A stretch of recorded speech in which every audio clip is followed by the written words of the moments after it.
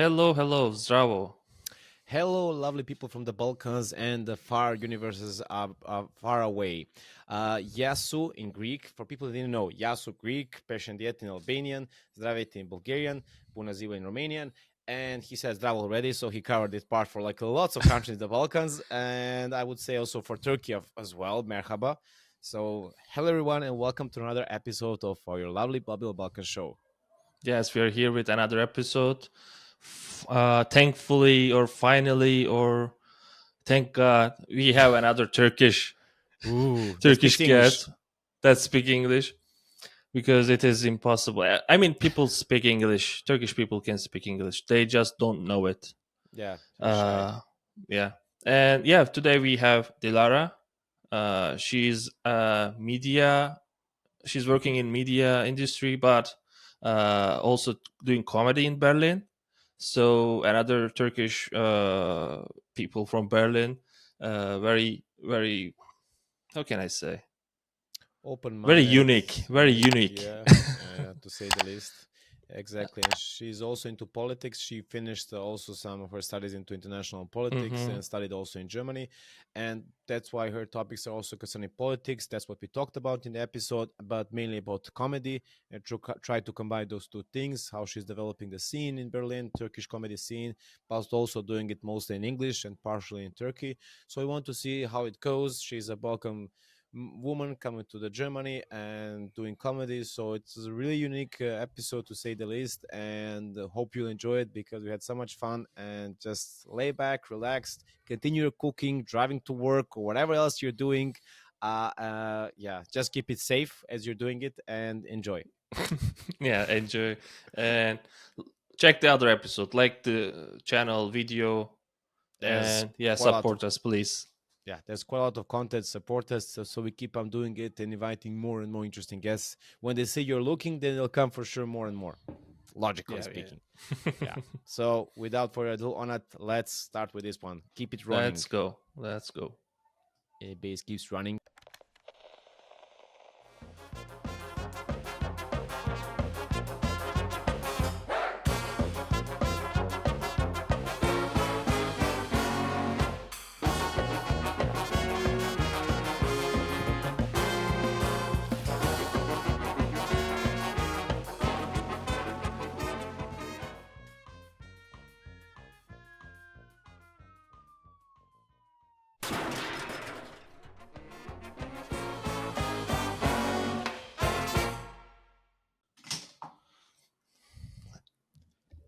And here And we are back. At it exactly first. as we always you were the lucky one. And here we are with our newest guest, our lovely Dilara. Welcome, Dilara, to our show. Thank you very much for inviting. Pleasure is also ours. How are you doing? I'm fine. How are you? Oh, so and so. Just pretend that we didn't have any technical crisis just a minute ago. Not at all. Not at all. All fine. All lovely jubbly. Where are you, Dilara, right now? I'm currently in Berlin, based in Berlin. Oh, so not far off from Right. Onat. Okay. For our audience to know better, can you tell us a little bit about your, so to say, Balkan backstory? Who are you, where you came from, and why you're doing what you're doing right now in Berlin? Yeah. So I'm from Turkey. I was born and raised in Istanbul, but my both parents are from Sinop, a Mm. city in the Black Sea region of Turkey. And I moved Germany 6 years ago. And the immigration background of my parents, my father was moved from small village to Istanbul, and my mom was actually raised in Germany and moved back to Turkey Oh, as the daughter of a guest worker family. And so everyone in the family basically just immigrates from one place to another for their entire lives. And I found myself first in Thüringen, a former East German state. oh, Um, I lived there 4 years long, or I say more, 4 long years. And whole Olympics period. yeah, and then due to professional reasons, I moved to Berlin 2 years ago. Yeah. So you're basically keeping on the tradition of being immigrating from one place to another. Uh, Exactly. Not stopping. Yeah, cool. And for before we officially continue, usually Onat and I have this thing where we want like to do how we say it, like ice-breaking questions. Icebreaker. Yeah, Okay. exactly. So Onat, if you may. Okay.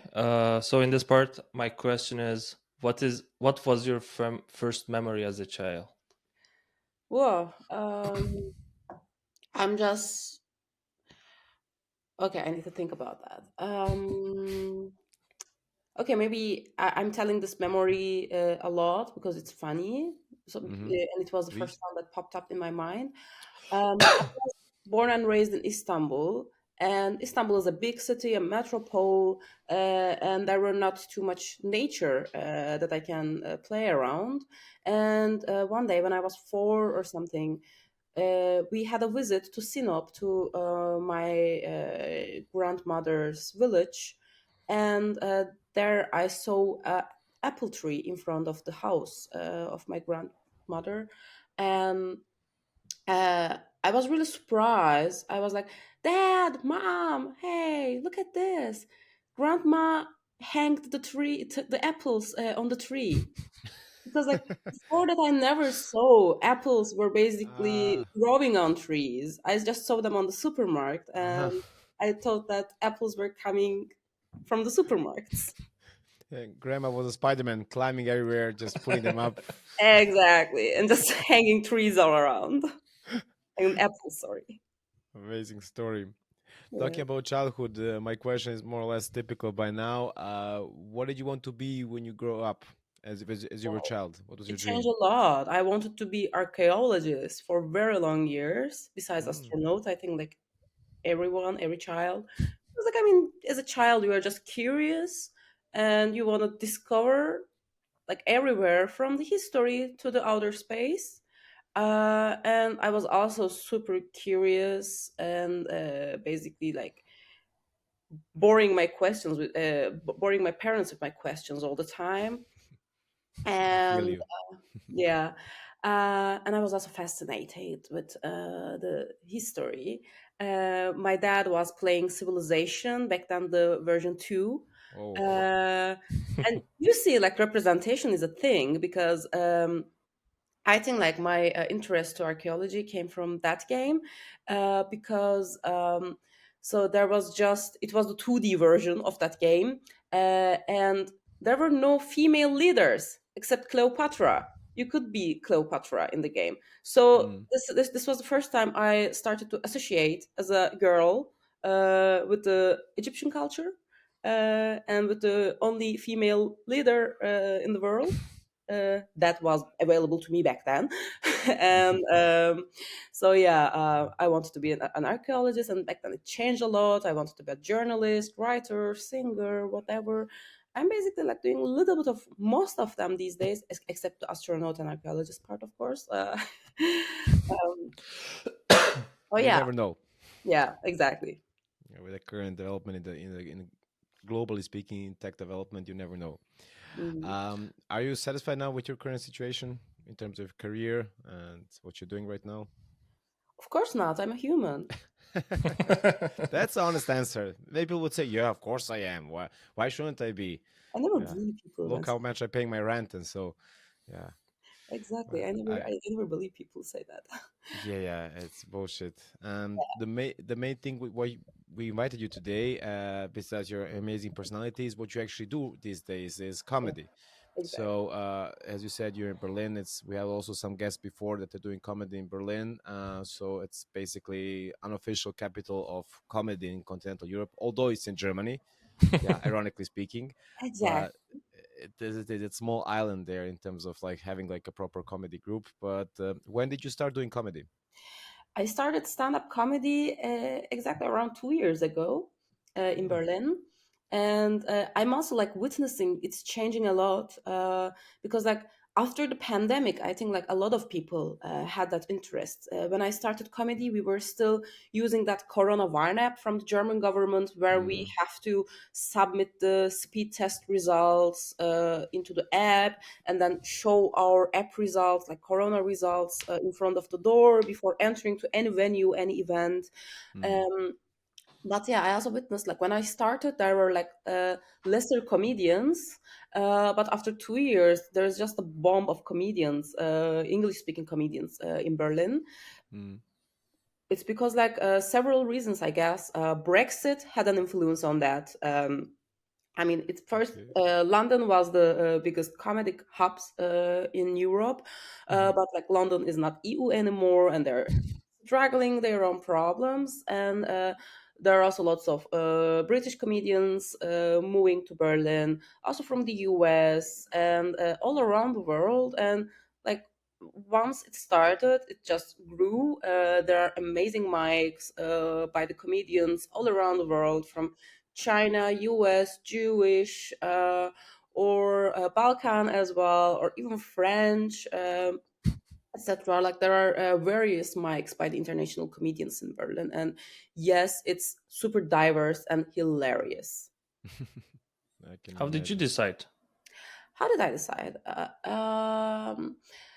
I was into writing. I was like writing several scripts for clients, etc., in the advertising industry, mostly using humor as well in my business.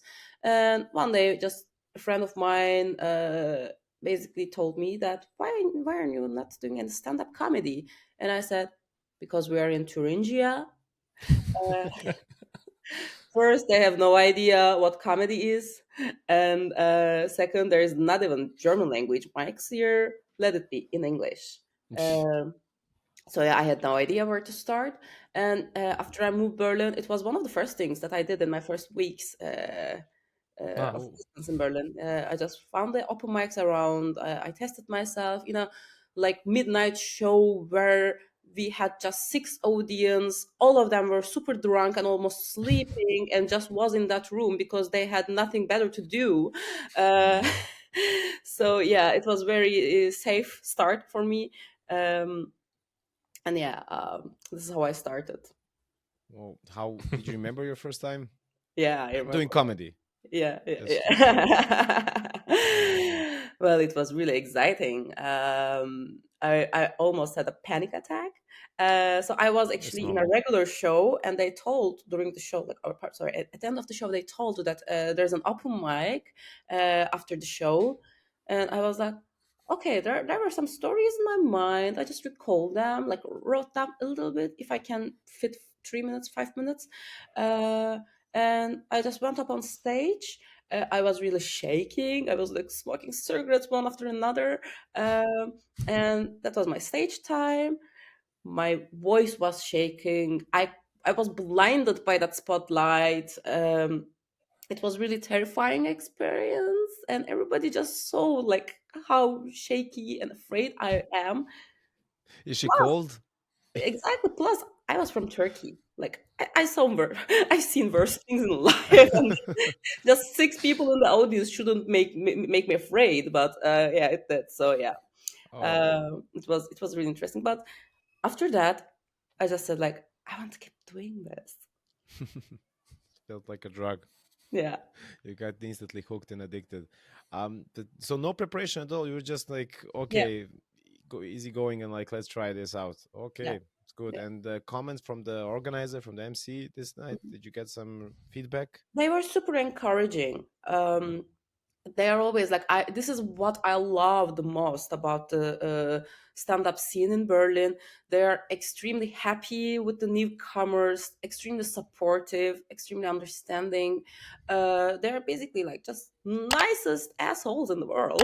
Nicest assholes, yeah. Yeah. But really they just encourage me because like the first months I was also like really not really prepared, and I really had a problem with that spotlight. Okay. And everybody was just supporting me, and I just kept continue. I never felt bad. I mean, there were several times that I said like, "Why the hell am I doing this? I'm not gonna do that anymore." That was the last time. I knew that it was never the last time.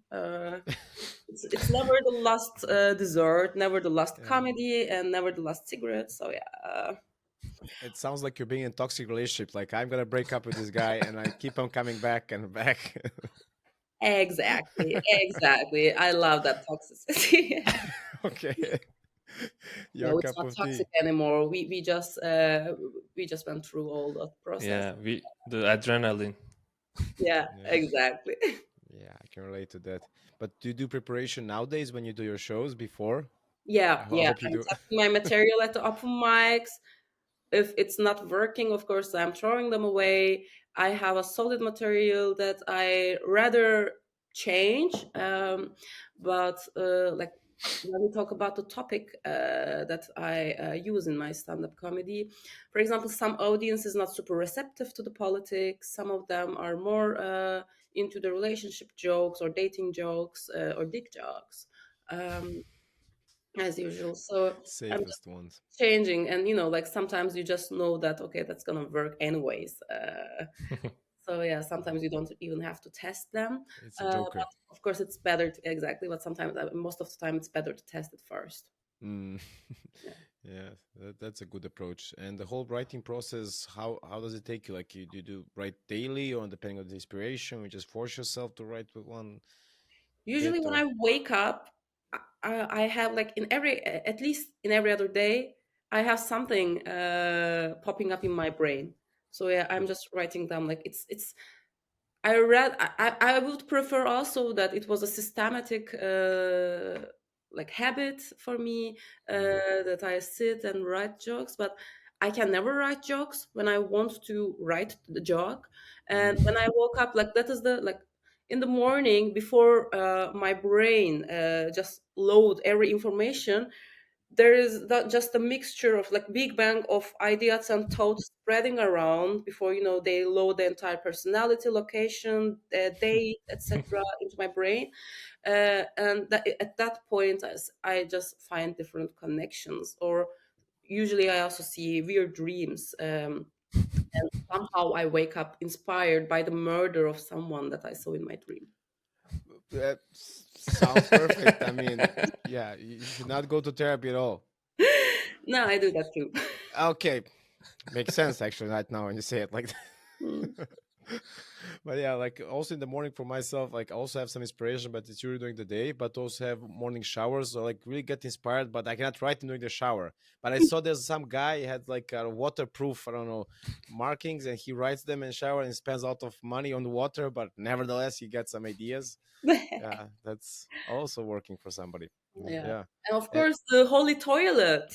holy toilet, yeah, of This course. is where I write also a lot of jokes.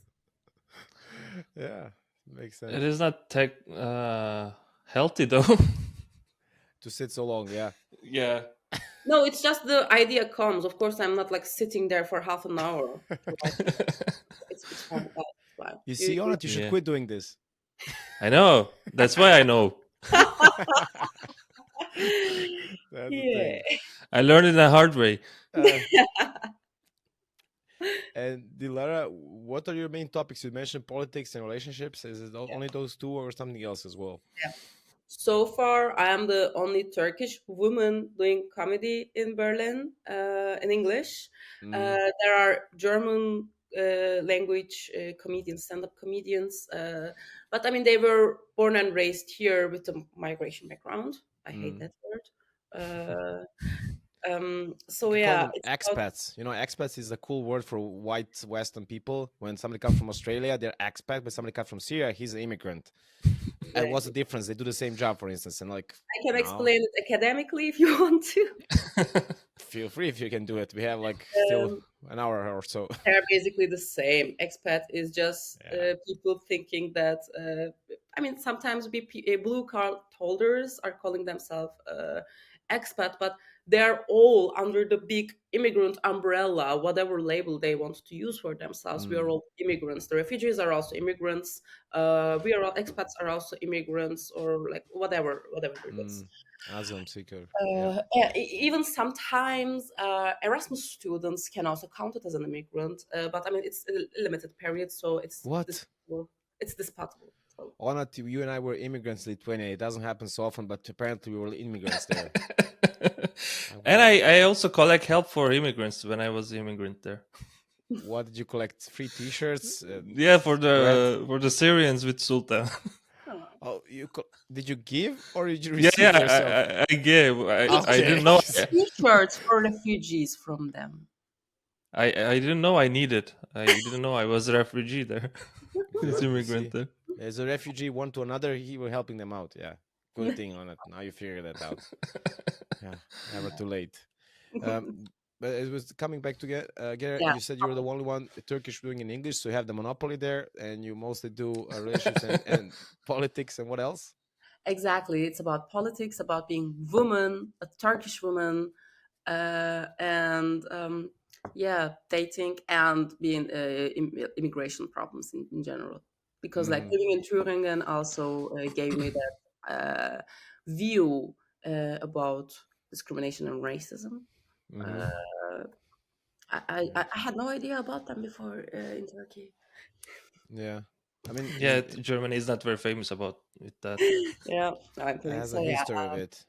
But exactly. right now, they're role model compared to other Western countries. Not perfect system, but still getting. Yeah, Oh, plus mental health issues.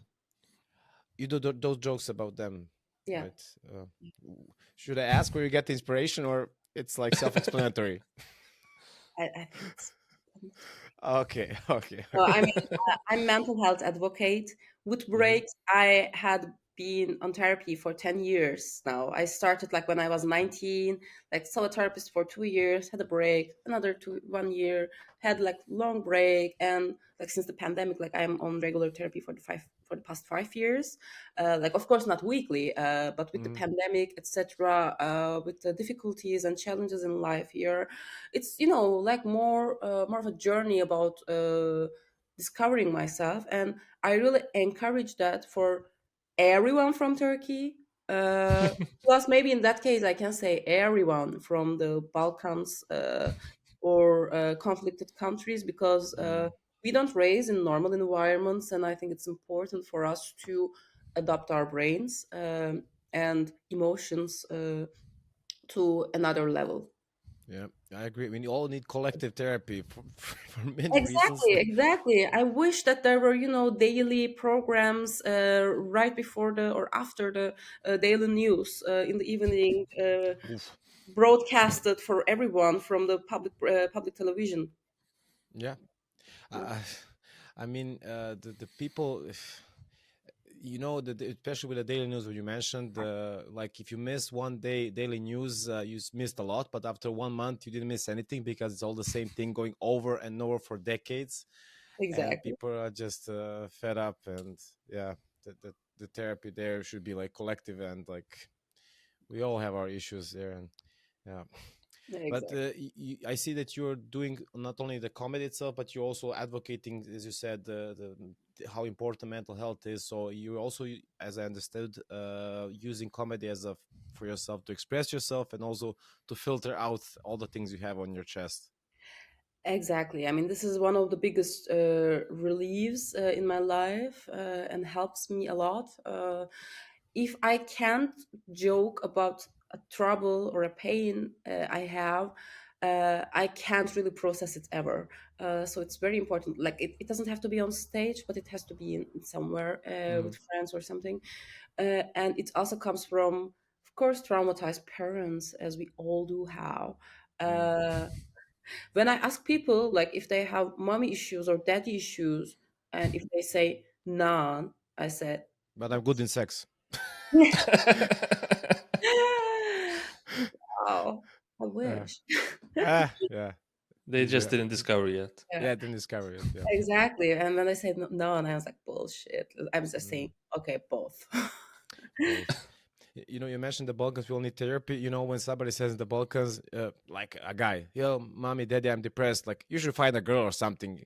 Yeah, you just do some Uh, sports or something. It will go away. There's not no, such you're thing as hungry. depression. Eat something. Yeah, Eat you're something. hungry. You're hungry. Eat something. It will go away. Yeah, my It's not. story was It's. more or less like that. My dad was a former communist in Turkey, and he was imprisoned and unfortunately tortured during the 80s at the military coup. And this is why my political interest comes from, basically. He tried his best to raise me apolitical, but I just found my way. uh, and like when I was 7 or something, I was coming to my parents sad because my school crush was not interested in me, and that was little Dilara's first disappointment in life. uh, and when I talked, they were asking like, is everything okay? I said, yeah, that guy is not playing with me and I'm sad. And he was more like, oh, that's your problem. There are bigger problems in this world. I was tortured.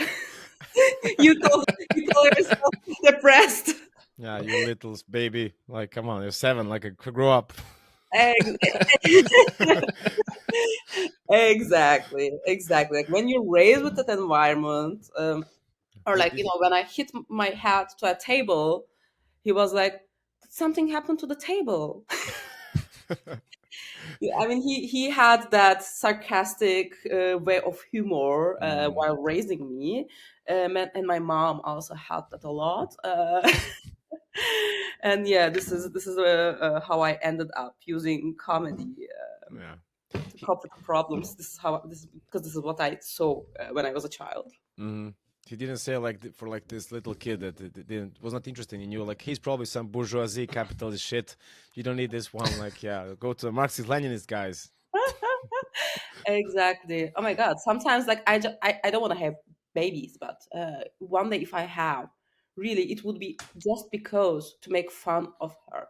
Or really, I just want to make a baby and roast And her while raising it. I was going to say that. You know, when I bring in my friends to my parents' house, whatever, my mother likes to roast me like all the time. Like it's the main thing, and I just like, hey, she really makes fun of you. Like, say, yeah, just enjoy the ride and until you go home. But Yeah. when they got the age of 5 or something like that, they start roasting you. My niece, he asked me, Back. She roasted how you. how did you Google things before Google? And I said, first of all, I'm not that old. There was a computer in Google fairly, Yeah. but like he's like, how was when you were old, like when you were, Yeah. and it just hurts. It just hurts Yeah. when They're they not ask aware. those questions.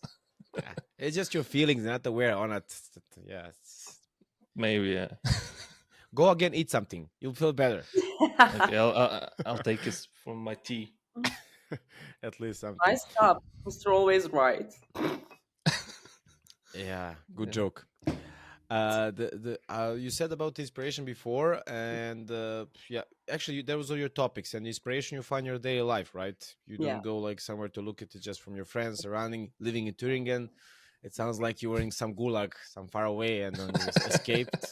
Yeah, for audience that don't know, it's ex-East Germany state, and most radical and conservative people live there, surprising or not. So I would also not like to live there, to be honest. Yeah. So Yeah. kudos for surviving 4 years there. Yeah. Yeah. With all the internal things going in your head, it's a Yeah. good thing that you're still sane. Yeah. Of course. Of course. Yeah. I mean, I actually understand, like, besides the comedy, because I love to make jokes, and Mm. I don't have any borders about joking about anything. Um, but from the professional aspect, because like I had my master's on political communication in University of Erfurt, and I also consulted several political campaigns, both in Turingen and in Istanbul, and like or several research projects, etc. And what we saw is like I think I'm not one of those people just blaming the people there. I'm just more into understanding, Mm. uh, like pact, so to say, because we have to understand why those people actually became that radical Yeah. in several ways. Uh, like from year 2023, if you look at Turingen, you can just see or like some people just see a bunch of stupid people who never learned from the history and voting for a far right party right now, and they just don't see what's expecting them, etc. I mean, first of all, calling publics, calling voters stupid, gonna bring nothing to anyone. And you should understand why the reasons. What are the reasons? Nobody just makes stupid decisions. They have their own rational when they make a political decision. And in Turingen, I learned how the wall and the unification of Germany resulted actually some problems. Like they lost basic social security and government support, and their workplaces were moving to the West Germany. And yeah, after all that changes, and they suddenly found themselves poor in an insecure environment, and with the technological development that they cannot adapt to, it just resulted that fear, the xenophobia, maybe in a way, that fear from the rest of the world, because they were left behind, they were ignored, and they need someone basically taking care about them. Yeah, I totally agree with you. That's also what I'm also saying and noticing. That's what you mentioned for Thüringen as a micro example, but that was the case for Germany not 100 years ago, 1920s, as a whole. And then you resulted in far right. I will not mention which party won in the end, the guy with the mustache. But same thing nowadays. People say, all the Trump supporters are dumb, all the Orban people, Erdogan, Vucic people are dumb. Yeah, there are some of them for sure. I will not pinpoint anyone, but people, it's multi-layered thing. It's not like black and white. They all have their stories and influences and impacts, and people should understand first before they judge. But we all Exactly. human. We all judge at the first point, like, okay, this guy is like this and this. But okay, step a few steps back if you can, and observe a bit, and then make Yeah. yeah. It's called actually a radical law.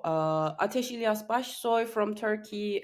He's a political communication expert who run the biggest election campaigns in Turkey for the opposition parties. And in his book, he's describing greatly the concept of radical law, because like where the political parties making mistake during the elections is just they are just consolidating their existing voters and doing the communication campaigns that they will like. And they continue the paradigm of hating the other parties' voters. That bring us nowhere. That's why he's calling that concept as radical love. Basically, it's the love that you give to people that hates you. I mean, it's easy. It's easy to love those people who already love you, but it's difficult to love people who hates you, or who doesn't love you yet. True. To better rephrase it. Also, when I speak to my friends that we love each other, or so we say so. But the thing is, they have like totally different political opinions than mine, which more or less people in this show can understand. Is we are more like liberal way than right wing way, and but nevertheless they have some We all right have leaning. friends. We all have those friends, and I just don't judge them. I just want to understand. And trust me, when you just talk to them, when you just elaborate, okay, you think this because of this, when you go through iterations, their mind at one point, I don't say the left side is also right. They also have bad things for sure. And at one point, after a few times you talk about them without pushing them and saying, hey, you're wrong, I'm right, I see the comments start to change. They're like, okay, maybe I'm not completely right. Maybe this is not so as I thought, which is a good thing. I'm also multiple times wrong, although Onat is not, because he has a cup that says that he's always right. We all know perfect. Sorry, Onat.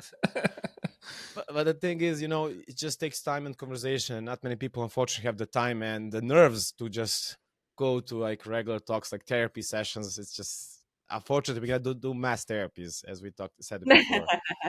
Unfortunately, it will take time. But yeah. I'm not always right, by the way. What? The other people are mostly wrong. Onat, you are a man. Of course, there's no way that you are always right, firstly. No, the other people are the problem. They are mostly wrong. So the other side is wrong, and you just apparently I'm yeah, standing right there. They're just making wrong decisions. wrong decisions. Yeah, you're like God. You're like observing everything. You're just omnipresent. Sorry. Mostly, yeah. Mostly, yeah. Good to know. And those typical toilet things like boys go left because women's always right. I was like, yeah, I've seen that many times. Like already, come up with a Yeah. new joke. But it's the main thing. Dilara, with your audience is mostly, I guess, foreigners in Berlin. Or you only do comedy in Berlin, or you also go around, have some tours, or No, I mean, when I have visits to other cities, like so far, I just did comedy in Paris and Izmir in Turkish. oh, I was in Paris for a business trip and had a 15-minute set. That was great. So like when I travel around, and I'm also like on that day writing some local jokes. Of course, I did a baguette joke. was it In like a dick baguette joke altogether, or Oh, no, separate? no, no, no, no. I was basically roasting the packages of them. The joke Okay. was about, guys, you are producing that baguette for hundreds of years, like hundreds of years. And still, how can the baguette be like this? And the package is like this. Much smaller, yeah. Yeah. How? Yeah, it was about. Well, so you'll I use the shouldn't do chance. my jokes during the podcast. No, please. Why not? We also do it. You want to share your material? Yeah, yeah. Yeah, That, no, it's fine, and it's not the same effect. I don't have any problem about sharing my material yeah, here. it's a different animal. We also said before in some other episodes, people that do comedy as a stand-up or in any other form, and then they move to social media. That's kind of okay. People can do it, but people doing TikToks during pandemics and just suddenly doing stand-up, it doesn't always work so good because it's different frame. Mm, It's yeah, not spontaneous. It's not live. You can edit it out, but this thing when you do live, it's Mhm. yeah, it's exactly. totally different thing. And about the audience, Hmm. I had, of course, like Izmir had the toughest audience I had so far, because Okay. Istanbul and Ankara like developed thanks to other fellow comedians there. They are doing amazing things, like and not just for 1 or 2 years, like for 10 years they are trying to basically raise a stand-up culture in Istanbul, and later in Ankara. And they have like a bit knowledge audience, but in Izmir they are like super judgmental, because it's also emerging, they're new, um, in Turkish, like Turkish stand-up in Izmir. So that was a bit tough. Of course, audience is changing from one city to another. People from Paris was just lovely. I mean, how much I have to struggle to make people in Germany laugh. Oh, They're just drinking their wines and enjoying the life in yeah. Paris, and it's totally different. C'est Even la you vie. Yeah, even you have immigrants in as the audience. It's still like they are Mm. struggling with Ausländerbehörde. How much you can bring joy to their brains? In We are Germany, yes. trying our best, really. Yeah. But also, I saw very, very little Turkish audience, because I have no idea why. But although we have like all around the city, a lot of Turkish people. I mean, Turks are the largest minority group in Germany, and still we can't really see them in different parts of the society. For example, I was also working in a bar, and the festivals I was working had very little amount of Turkish people or participants from Turkey. And also the same goes for the stand-up comedies. It has, of course, some socio-economical reasons behind that, or Hmm. also they have their own struggles about basically like residing in Berlin or settling in Berlin. Hmm. So yeah, but it's also changing slowly. I see that. Okay, that's good. But there's a difference, as we all know. There's a new wave Turks in late 10 years or late 20 years, and yeah, the ones, the Gastarbeiter from 50 or Yeah. 60 years ago, and those ones, and they're, yeah, kids and grandchildren, they don't speak so good English, or at least not so much as new wave Turks. So there's also a disbalance there. So it depends which audience you would like to have. I guess both of them, right? I want to have them all. Yes, All, like yes. them all. And this is what I want Like to Pokemons. at some point. No, I think like because I think like yeah, okay, we have different stories, but there is nothing like it's not one group of immigrants is better than the other. It's Mm. they have different cultures and each of them are helping each other in different ways. Like the first generation had to struggle with all those things. Second generation was a little bit more settled. Or second wave and second generation are different, by the way, and the Hmm. third wave has different like we are more international or we are more qualified when it comes to academic education. Hmm. um, and the second wave and second generation immigrants are helping more about when we have to find a housing or something, like they are still supporting us Hmm. because like we are just a piece of their home, have to go through all the struggles that they've been through 30 years ago, 40 years ago, and they have Mm. like a huge level of understanding. And I think it's very, very precious that we have that here in Germany. Yeah, it sounds I really heard good. a lot about this political conflict between two parts, like the old ones and the new waves. Mhm. But I guess what I am witnessing right now with the other Turks, they don't care anymore. New wave, they don't care also because they're all sick of it They after left. like many elections Mm. and a lot of fightings. I think now everyone is nice to each other. At least this is what I am witnessing here Yeah, since I moved. yeah, yeah. I think so too. I think so too. And even during the elections too, like I had to wait for the queue in the queue for voting for 3 hours, and like there were like super weird mixture of demographies there. There were like guys with tattoos, free nipples, and just next to her another lady with headscarf, and like we were all just laughing around to the same things and talking about the regular stuff. This is basically what Turkey is. Like you can't define Turkey with one thing, or you can't basically concentrate Turkey into one certain demographic. Like we are mixed, and in the individual level, we are fine with that. Mm. It's just super artificial concepts. I hope people stop believing soon. Of course, some people who are under or after a sort of identity, rather to follow those stereotypes Mm. or ideological limitations. But this is not Turkey, I believe. Yeah, Turkey is way more richer. it is. It's a amalgamation of so many different people, and there should not be like really like building up the walls between them. And I love how you describe tattooed guys next to a guy with a typical Islamic beard, and next to a free nipple person, a girl, and also a scarf person.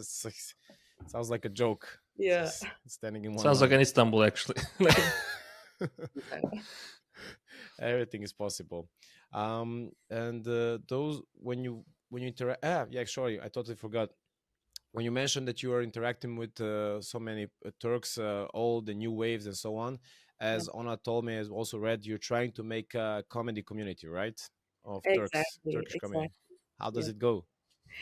So actually, I wanted to go up on stage, but I didn't really have that motivation. Like or like when I started, I never see myself doing that comedy workshops here in Berlin. But once I started, if some people who are coming to my shows were just asking me if are there any Turkish mics, or if I plan to do any Turkish speaking comedy. Hmm. And then we had some visiting comedians from Turkey who had like packed rooms, and all sold out shows. And people were keep asking me like, Dilara, like I want to try that, but I just can't. I was telling them about the English language open mics. Hmm. But then they were a bit shy about first being up on stage and second, speaking in English and making people laugh. Like they're super difficult tasks for one person, and I was planning about them a lot. Of course, like there were some breaks that I have to give. Last year, it was just in the idea. It was just an idea. I wanted to do it beginning of this year, but then we had the earthquake, and I have some personal problems from injuries to other stuff going on in my life. And I finally could find motivation to start this summer, and I'm super happy. We had our first group of students, so to say, in that workshop. Soft, I'm And also one of them. yeah, sophomore year. you're a very successful one of them, by the way. Ooh, Thank you you. got good grades from the teacher. Yeah, Nice. and I think it went well. I don't know what do you think on that. It's really good and fun, and Yeah, also educative. Wait for the because second generation. yeah, because like my goal was to exactly that. I mean, as a political communication professional, um, I was I saw humor as a great way to bring all people together, and I think like each form of art has that superpower. Like we don't have magic as long as we have art in the world. Mm, Uh, and I think like using this tool to bring people together from every generations, because like I'm sure we can laugh at the same dick jokes, or maybe there could be some people who may not be super happy about sex jokes that I was making, but it's still okay. Like they're still okay with that. I think uh, it's just a misperception that we have, that we can't laugh at the same jokes, because like we have social media, we have TikTok, those people's mm, like those grandmas who were like housewives, they know what the world outside exactly is. mm. They may choose to have another lifestyle, which is totally fine and okay, uh, but we can come together and keep being understanding to each other without Mm. roasting each other. You can also roast each other if they're perceptible to that, and yeah, just adapt. Like do dick jokes, you do circumcised dick jokes, and then the other side is okay with that. Yeah, Basically, you just adapt. I like when you said about the magic and the art. Basically, you with your school, you're basically making your own Hogwarts, yeah. but for comedians to express themselves, to learn. Yeah, Avada Kedavra with the jokes, so everything. Yeah, it's a nice way. And how do you organize it? Like you just make like an open call, and you have like a special place, a venue where they come. Mhm. How does it go? Currently, I have a limited venue, and of course, as it's a workshop, of course, like I cannot have like a 40 people in that room. But yeah, people just register, saying me that they want to participate. There's another place called Laminga here in Prenzlauberg. Mm, Who are open for that. They have a Turkish bar manager, and he was very supportive. They're actually doing like events uh, in different languages. They have a Brazilian musician group. They have okay. stand-ups in Turkish, English, and German. So it's very international spot, and this is what I love about Hmm. Berlin, because like most of the places are hosting several language events, Mm. different art forms, and yeah, this is basically how I yeah, reach people, and then hope to get along good. It's a really good initiative.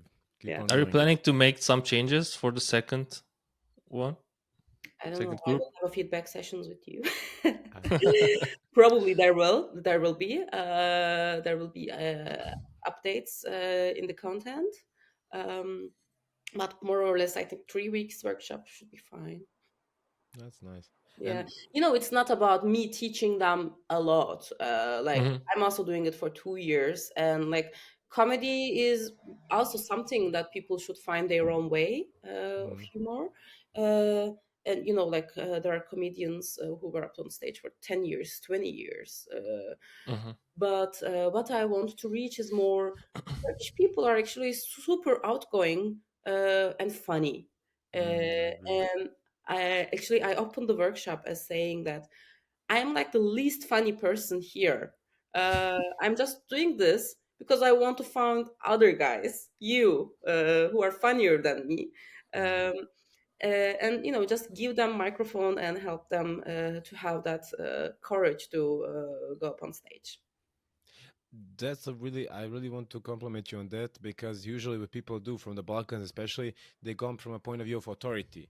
You know, guys, now I'm gonna teach you how to do it. You come like we are equal peers, we are horizontal. I'm even worse than you probably, and let's start with that. And instantly when you say it like this, people are more relaxed, they're more open to learn and develop. It's a really good approach. Yeah, No, thank you. Yeah. kudos. Yeah. And when you do the comedy in English and in Turkish, you started with English, right? It was your first Yes. gig. Yes. Do you see the difference in the quality of your text and how the audience is perceptive? I mean, yes, of course, there's the difference of humor Hmm. in different languages, and I also plan to do it in German, but I still couldn't get that familiar with the German humor. I'm still searching for it. Oh, there are great it's humor. it's waiting for Godot. It's I I still watch Magazine Royale and Heute Show. I'm doing as well, and honestly, I laugh every fifth or sixth joke, and it's just sometimes even worse. But yeah. No, it's great. Like just the last episode I watched, we are like on 24th of September today, and the last Mm. episode of Jan Böhmermann was about the rebranding of CDU and Okay. I heard using something. a I didn't check it turquoise out. color for their party branding. And like it was hilarious as if they had nothing else to talk about. They just, like I just love this fact that how organizations, when they're in trouble, they're saying like, okay, let's do rebranding. Mm. Facebook was having troubles with the court cases in the US about mental health and data security, and there's guys, I'm Meta now, The and Facebook thing is nothing to do with me. I'm just yeah, washing my hands. exactly. Or like CDU, guys, we just fucked up, and AfD is on rise right now, so we are now in Turkish color. So yeah, and I think that episode was hilarious. Mm. I just watched that this morning while drinking my coffee. Mm. And yeah, back to the types of humor. Mm. Um, The language. think, of course, like some political jokes, I can do only in Turkish because we have that shared memory about last elections, opposition, about Erdogan, about freedoms, and a few times that I did those jokes about general freedom issues in the world, in Balkans, Turkey, Middle East. Um, if there are audience from those countries, they are laughing at that, but sometimes they are not really receptive. Like Mm. because like the community in Berlin, there are a lot of people from northern countries, Scandinavian countries, Mhm. Americas, or Latin Americas, or even the Australia. So they have no idea basically what's going on there, and I Sure. have to find international topics, which uh, makes me make jokes about stereotypes and dating because they are international stuff, Mm. and mental health, and of course, parents and childhood traumas. Yeah. But when you do it in English for international guys, you do you feel like you're more, how can I say, creative, or like Mm. or there's no difference? Um, I think as I started it in English, I found myself a way to make jokes in English. Mm. Like first time, like after doing sets in English for 1 year, I had to open for famous Turkish comedian Deniz Göktaş in Berlin last year, 1.5 years ago, and I was just trying myself to write jokes in English, to translate some of them and write new jokes, and I just couldn't do that. Mm. It was really difficult for me. Uh, Hmm. so that's why, like before doing the workshop and afterwards, like or during the workshop, I'm also like training my Turkish humoric muscles. Uh, yeah, I get it. it's a training. It's really like a muscle that you have to train It is. in different languages. And right now I am more practical in Turkish because of course like some more jokes are emerging because I both have the information flow, daily contacts, and it's my everyday life about being a Mm. foreigner here, as a foreigner living in Berlin. Um, but I think my English muscles are still somewhere there. I totally understand, but because if you're just related to the Turkish topics and the Turkey topics, of course, will be in Turkish language. When you're more into leaning towards the international things that people can be more related to, they can easily switch to English. No question about it. I have the same thing when I do in Serbian. Like I said before as well on some of our shows, when I think I'm better in English than in Serbian, that I'm like bragging or something. It's just because when I do in Serbian, I'm so focused on the complexity of the jokes, the affinity of the people, and so on and so on, so forward. But when I do it in English, it's kind of plain and simple. But Yeah, again, as you said, I didn't pay attention. The topics I do in English are not related to Serbia, and that's why it kind of gets easy going. But exactly. it's a Yeah. different thing. And maybe I can also say that like the improvising is easier in Turkish. Mm, okay. Yeah, because sometimes I just things that just doesn't pop up in my mind in English, Mm. and it's easier in Turkish. Do you do improv shows? No, not really. Crowdwork is something Try. that I want to go on. Yeah, try. It will be Yeah, really fun. yeah, I Yeah. want to. I, I get compliments from my friends and from my girlfriend that I'm really good at bullshitting. So I guess that will be like also thing for me, just going out of my head. But never tried it, but it will be also cool. Yeah. When you did your shows by now, did you have like situations where you like how they said bombed, like when you're not so satisfied, Of or when you were course. such show? Oh my God, of course. Every comedian bombs. And Yeah, like yeah. no matter how long they do, they can keep bombing because like sometimes the audience was not ready enough. Sometimes Mm, they're just not in their mood. Sometimes the comedian is not in his mood. yeah. Or the It's comedian before was not so good, and now you need to raise Yeah. up this bar afterwards, so it also has an impact. So yeah. exactly. Mm, So all of them are subject to you, and very different parameters are playing some role. um, Sometimes the room is like one day I have to perform in front of just four people. That was not great. It happened like 2 weeks ago, and I mean that still happens. And of course, like it was not my best gig. Um, or sometimes I'm doing the same jokes, and just the audience and the comedians were just hilarious, and the vibe just goes greatly all mm, around the world because like the laugh is contagious, and yeah, like it just spreads around the room. And of if there is course. none, then we got a problem. Yeah, of And course. I think like the biggest responsibility is on the hosts. It's a very difficult job, although it looks super easy. Mm, I think like if a host can warm up the audience good, I think like most of the shows goes well. yeah. Um, Mhm. but yeah, of course, like it changes a lot, and sometimes even like no matter like everything it can be fine, and your energy can be just low that day, and it's easily recognizable when you are on stage. Your Mm, voice, where you look at, where how your face is, how your mimics are staying, how you use mm, your body, how you stay there, how your talking speaking tempo is. It's changing a lot, and mm. each one of those parameters can affect how your shows go. Yeah, it's not only one factor, multiple factors all at the same time. Exactly. That's By why. the Yeah. Sorry. Yeah, go. So yeah, that's why I'm asking in the first session to people who are there, what is the reason that brought you here? Because if you cannot find a good reason, you would probably just run away after you bump one or two times. Mm, But if you have a solid reason that grounded you, it can be anything. But you have to have a reason, like you have to have an answer to why do I comedy question, and then you can keep doing that. And I had mine.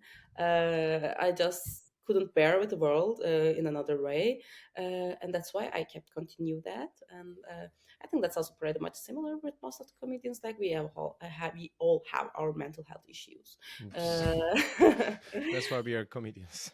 Exactly. Yeah. Without tragedy, there could be no comedy at all. Um, Yep. yeah. Yeah. one of our guests, Jana Fedic, exactly said like that, and she was also comparing with Western people that like go hiking, whatever, like because you need to have trauma and they need to come up with some weird shit just to fill in that void. Yeah. Yeah. Sorry, Jana, I'm not taking your joke. I'm quoting you. I'm just quoting you. Yeah. But I agree. This was also my idea. She just presented it in her own way, and it's I Yeah. find it remarkable. When you do those shows, do you also interact with audience, like asking them questions or something like warm up? Sometimes, but it's more like preparing for my joke. Like, who's here single? Yeah, give some woo, etc. Just to get to know the audience and prepare to my joke. Mm-hmm. No. Most of because like I have like just 5 to 10 minutes on stage and have lots of jokes to do, and I rather not have dialogues with the audience most of the time. Yeah, I get it. I mean, all comedians have different style. They want to interact and get them more Mhm. involved. There may be some idea for some later jokes, or use their jokes already prepared, depending on the person. They know probably they're doing like a love sessions, live comedy, or like dating comedy that day, and they know people are having a different, interesting stories, and they want to improvise with them. So that's their thing. So Exactly. I found that fascinating. If one day I host a show in English, maybe I would of course interact with them. Mm-hmm. Yeah, good. And what are your Sorry, Onat, yeah. you were saying something. Oh, I already forgot. But Sorry, it was something unrelated. I just sorry. no problem. Oh yeah, okay, I remember. Right. I noticed something when you mentioned hosting open mics. I Yeah. remember that thought of mine. Uh, when you go out of the stage, Yeah. if the host doesn't make any comment or roasting, I feel like it was good. I mean, I was good. Mhm. But if they do comment a bit roasting to warm up the audience again, it's okay. It was bad. So Oh, they're No, the- I yeah. mean it depends. Is Maybe. it is it correct? Is my thought is correct? or just being Uh, anxious, yeah. I would paranoid. oh, good. I wouldn't say that 100% that's the case. Of course, sometimes, uh, like first, you don't have to look at the host. You can look at the audience for that, and Hmm. they are just giving so clearly if they liked you or not. True. Um, and secondly, like sometimes just I mean we are comedians. Sometimes they find an inspiration, or they have a related material, or they just want to say something because Hmm. like I mean sometimes like random jokes are also popping up in my mind, and they just want to Hmm. do that. So it's not like 100% the case, I would say. Exactly. Okay. Sometimes host has inspiration, sometimes he doesn't, independently from the audience. So yeah, something you're right on, maybe sometimes you're wrong. It's Hmm. just leave it as it is. Don't get over yeah, over the moon because of it. It's all good. Anyway, I Um, gave you my feedback. Your sets are good. Okay. Thank you. you see. Less buffering, more concentrated. Oh, my first feedback from when I did it in Serbia, it was awful. It was like competition open mic, 12 or 13 of us, and I was like third or something. You did And your first open mic in a competition. yeah, I didn't know it was competition. It's just like they had like a voting like in the end. I was like, okay, and it's Okay. fine. I was like third or fourth. I was like, okay, good enough. And the audience was really responsive, and there were two. I would not say the orientation, but it was like clearly two female ones. Yeah, judges. They were like, yeah.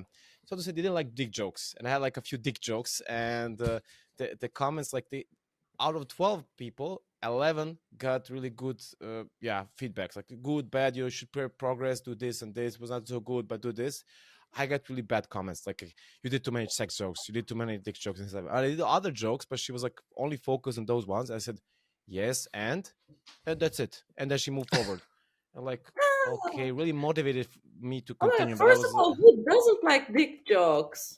Everyone. orientation. I see. think the orientation has to do with it, but I'm not judging because they clearly looked like they were like not into that specific item, and I'm like, okay. And next Jokes time I'll are make jokes. the only best things, only good thing about the dicks, I would say.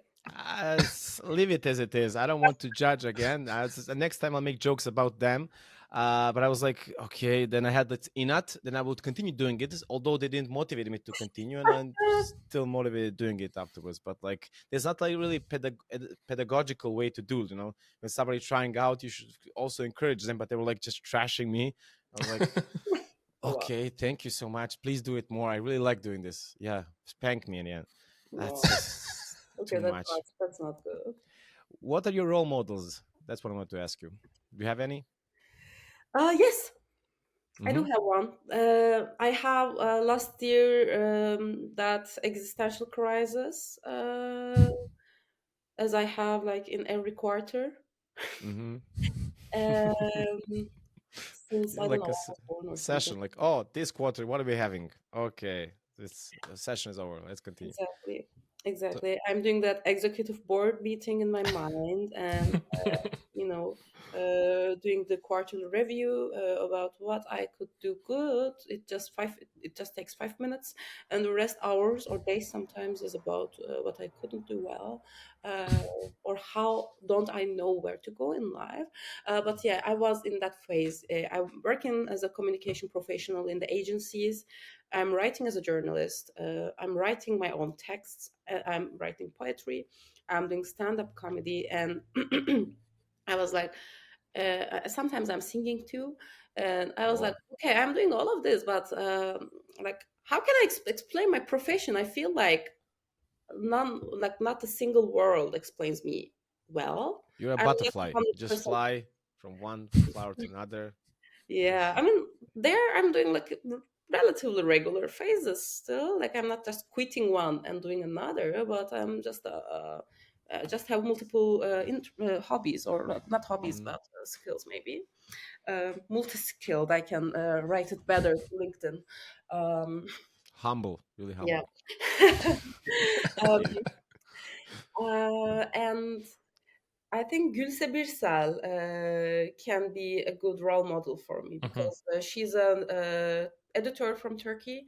Mm. She started as an editor. She continued with script writing for several TV series, comedic TV series, comedy shows, so to say. Some of the most successful Yes, one ones, was we can successful. say. Exactly.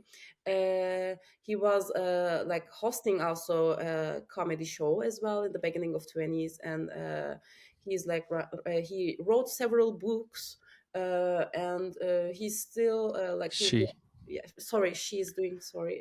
This is the thing that we do, With Turkish Turkish people, because language. we don't have gender. Yeah, Yeah, I'm speaking three languages most of the day, so it's yeah, just fine it sometimes. happens. And yeah, she's just like a super like interesting person for me, and she also like produced some movies for Disney Plus and recently, and what else she's doing these days? But yeah, she has always been. Doing various things, all of them humorous at some point, but also like doing authoring and journalism a little bit. So Hmm. I think I can say that she's my role model, and she was actually um, appointed by Barbie as the like Barbie picks several inspirational people from each country, and she was the one from Turkey, and she had her own Barbie. I didn't know. Oh, Oh, I didn't Okay, know that. Also. yeah, I'm not curious who got else from the Balkans. I need to check. yeah, Thank you. Thank you for the idea. you're Orban's wife, maybe. No. Yeah, Just random comment. No. yeah. And do you have any comedians like from the US or whoever? um I think I have to check her name. There was the girl, Joss something, had a special named Quarter Life Crisis. Is she blonde? Yes, She was also mentioned before by our again Jana Fezic. yeah. Yeah, I think I forgot her name as well. She's Uh, around what's- our age, and Taylor Tomlinson. Taylor Tomlinson. Yes, yeah, I think she yes. mentioned her. Taylor. Yeah, Aha. Okay. Yeah. yeah. Because I can relate the most with her. Like around the same age, woman. Of course, she has her own U.S. style comedy, Mm. but I think she can be the one. And what was of course like Fleabag. My life Mhm. a little bit like Fleabag, and if you watch that, the Phoebe, I forgot the surname. I'm horrible with the names. Mhm. Uh, Phoebe Waller-Bridge. Yes. Oof, Uh, that's a tough one to pronounce. Yes, she can be my another role model, because like first she's an amazing actress. Mhm. She's supporting greatly all the art forms and comedy a lot, and yeah, I associate also a lot with the Fleabag Nice. I about like how you. failing in life mostly. Yeah, I like how you didn't mention a single male artist. So it's kind of like also promoting this area of having more female comedians A and little being bit. role models to not only other female artists but also to male or any other now gender that exists in the universe of genders right now. Yeah, So yeah, yeah. that's I'm sorry, but I can't. Like, there is nothing in common I have with Chris Rock or Louis C.K. or whatever. totally Like, understandable, they especially as you CK. aware, yeah. But no, I was, Yeah.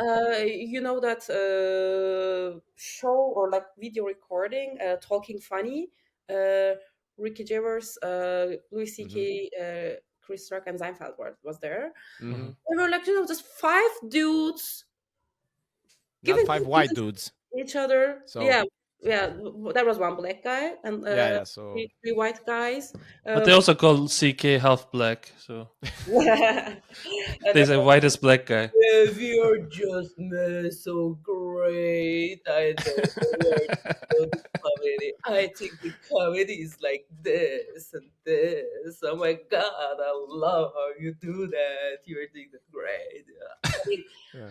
yeah, it's changing, and I'm also seeing that a lot of male comedians from their generation are struggling with the world changing, because Mm, like, I mean, I totally support that they should joke about everything, but just the humor is also changing.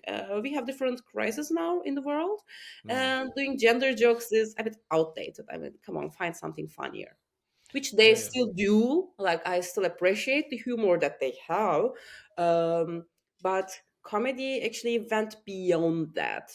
Mm. Uh, yeah. As long I kind of understand, as long people are sensitive to some topic, you should make fun of it because you should not be sensitive about it. You should Mm, accept as it is, and if you're Mhm. sensitive, then it's fun to make fun of you. And if it's totally acceptable and nobody finds it funny anymore and nobody's yeah, sensitive, then okay, then it's dumb. Then you should change your topic. So yeah. it has its ups and downs. Yeah, and Yeah. my topic, I mean, what I my focus was not on the topics that they were talking. Like, it was Aha, more okay. about the persona that they have, Ah, because the like, approach they what have, like. what the element that made them funny. Of course, like, there are various elements that they are making them funny, but the premise of their jokes is about, being in that strong position and Um, criticizing the rest of the world. But it's changing. Like, Erdogan. being vulnerable is also funny. Having deficiencies is also funny. Having mental problems is also funny. And maybe more self-deprecating jokes is more funnier Mm, now, and mm, it's changing. Comedy is changing, like being pregnant, or dark jokes, or the fragile masculinity is also funny, or having man issues is also funny. mm, uh, like, it's changing, like, from because like, what make them funny is they are just putting you on a ground from a stronger point of view, and mm. then just tell the audience to roast the rest. And I think it changed. I think, like, it's the form of it is changing too. Yeah, I get what you mean. They point themselves as the gods of comedy, like they're setting up the standards, and anyone that wants to challenge the status quo is basically rebellious, and they should not be, yeah, looked. And I get what you mean. They Yeah. have this personification of being the best ones, and like no question about it. Yeah, people should just make fun of it as you're doing right now. So Mhm. that's the point in the end. Exactly. I Yeah. still love them. I still watch them. Mm-hmm. But I Is think it me? comedy just went beyond that. Is it True. me? Do you still enjoy watching comedy? Because It it's is also a me. question on our show right now. Because Onat and I are not into it as before. And you? Yeah, actually, yes. Sometimes, like, I love to watch the stage performances of comedians here in Berlin. First, they are great, each single of them. I'm Yeah, back. I I'm back. love to listen to. Okay, I also love to listen to them too. But yeah, watching like the Netflix specials, etc. I just can't really watch them. And also, there was a point where I intentionally stopped watching because I didn't want to be influenced. I was trying to develop my own style of jokes, and I just stopped because I realized, okay, at the beginning, copying or getting inspirations is okay, but I felt like I have to find my own voice. I'm still, in a way, it's changing. Like I'm still in that process. I can't say that I have a solid comedic voice or style right now, but it's a great journey for me. But yeah, I just stopped for not getting too much influenced by them. No, it's a good thing. I mean, honestly, we are all human. We got influenced by somebody at some point, and you cannot avoid saying, okay, you don't copy the joke itself, but you kind of like have this, you like how the person was behaving, and subconsciously you would like to be yourself like that, and you just have like maybe similar style, but as long as you're not focused on directly copying it, but just having your own expression.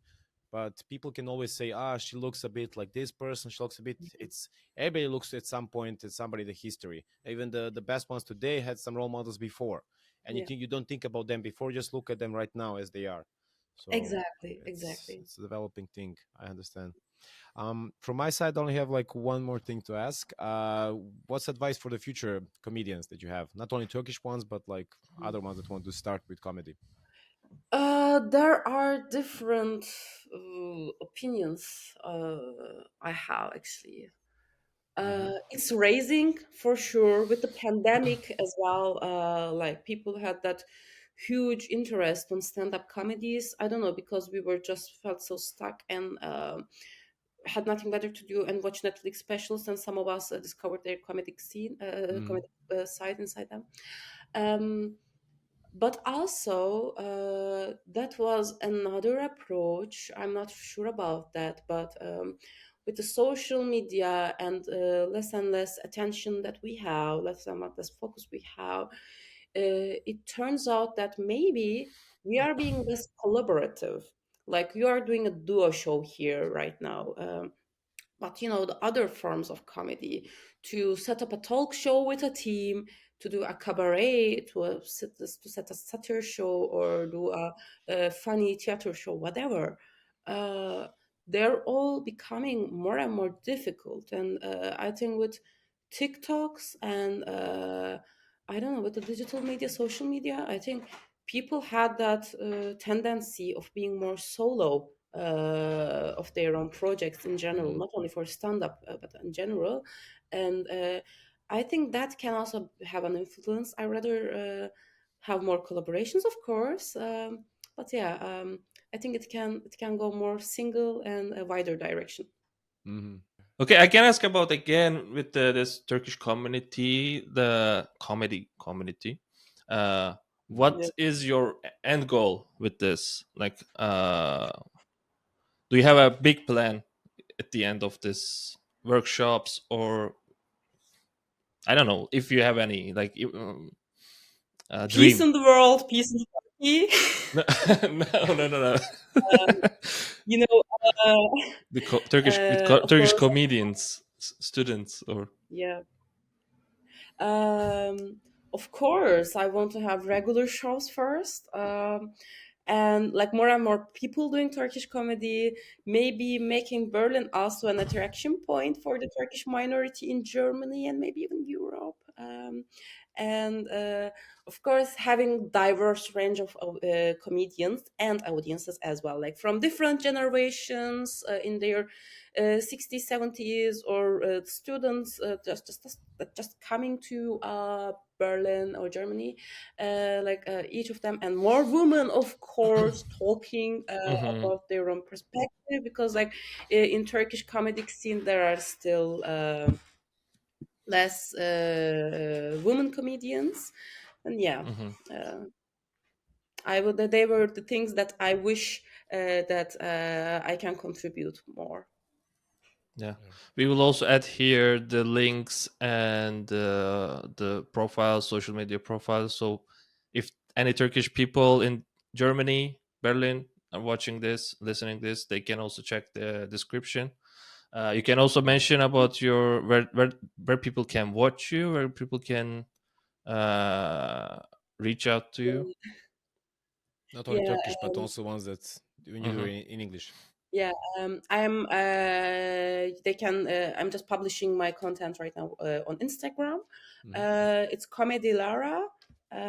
You know it or not. So it's comedy and Lara. Okay, great. But in the on the specific show venue, where do you usually attend, or it's just you're It's changing all the time? various venues. There's not one Uh-huh. specific venue. But they can follow you on social media, then can see where you're at, and then they Exactly. can attend. Okay, got it. Exactly. And the Turkish language ones will be in Laminga in Prenzlauer Berg. Okay, Mhm. great. Yeah, this Thank you this very much, episode will be Dilara. You're doing. published on Yep. November 11th or something like that. So on these days, while we are editing the episode, I'll try to add the dates if there's any approaching one, new ones, or important ones, so Mm. people can see right now on the screen if they're looking. Everything If is you are displayed on the listening on screen Spotify, go to YouTube and check now. or in description, yeah. Or go to our site. We can also promote her Yeah. shows. Yeah. So yeah. Thank you, Dilara. You're doing an amazing job. We're setting up these Turkish comedy workshops, coming from the Balkans, having your own story shared here with us. It's an amazing thing that you're doing. Once more, I need to emphasize it. Keep on doing it. Yeah, keep on expanding your options, finding yourself, trying new things out. It's also good inspiration for other people that are seeking themselves and trying different things at the same time. The question is also how you manage with your time to accomplish all of those things. It's also amazing for me. And yeah, please continue doing so, and hope to see you soon in person, and to see your show, and to see you maybe next time in our episode, one of our episodes next time. Yeah, you're very welcome. Thank you, guys. Yeah. Before Yes, we go, thank we you. usually also say to people to watch, subscribe, click, share, dislike, whatever you want. Yeah, just not to forget this. We forget all the time. Yeah, means a Yeah, lot, and guys, follow those dudes. They're follow nice. those. Yeah. Also, I forgot to promote a T-shirt that Onat designed. People on Spotify is just cutting heads of my friend from a bachelor party and just writing it, loading. It's not end game. It's unusual, and also party warning. Yeah. So Onat, you did an amazing job. I want to promote your skills. Oh my God, I Yeah, want to thank do. you. I want to do. You know what? I wanted the T-shirt design that I use for my Turkish comedy shows. Maybe Here's we should Onat. think about that. We should think about that. Yeah. Yeah. Good idea. Yeah. Here's Onat, free of charge. Unemployed and free of charge. See, perfect, perfect. He said, Jabba. Yeah. Take care, everyone, once more. Have a lovely day, night, whatever you're doing, and keep on watching us and follow Dilara, please. "Thank you." Yes. Bye bye, Bye-bye. everyone. Ciao. Ciao.